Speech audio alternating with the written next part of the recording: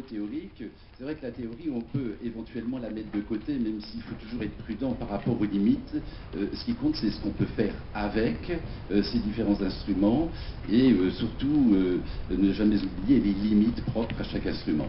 Donc, on utilise les instruments au service d'une problématique interdisciplinaire en n'oubliant jamais le terrain et l'homme qui se cache derrière.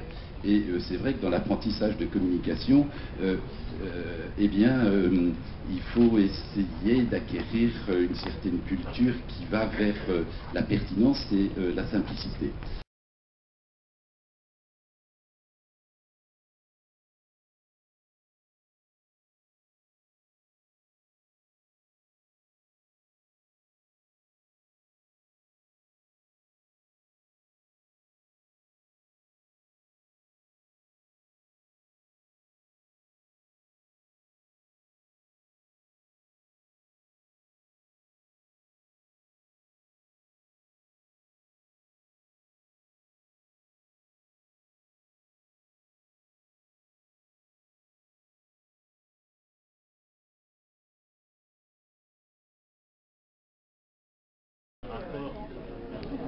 Bonjour monsieur, pouvez-vous nous parler des conséquences des combats sur les champs de bataille pour la métallurgie?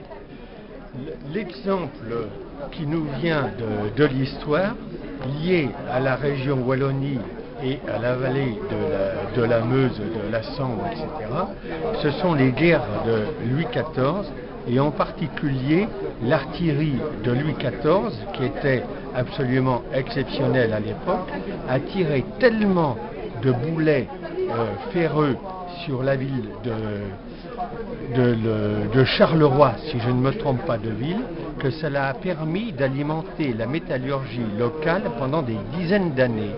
D'où la question de savoir les études qui peuvent être entreprises en corrélation entre la récupération des métaux ferreux et non ferreux sur les champs de bataille et leur réutilisation dans la métallurgie, sachant que les métaux avaient une telle valeur qu'on ne laissait jamais un métal abandonné. Voilà une question et une possibilité de recherche.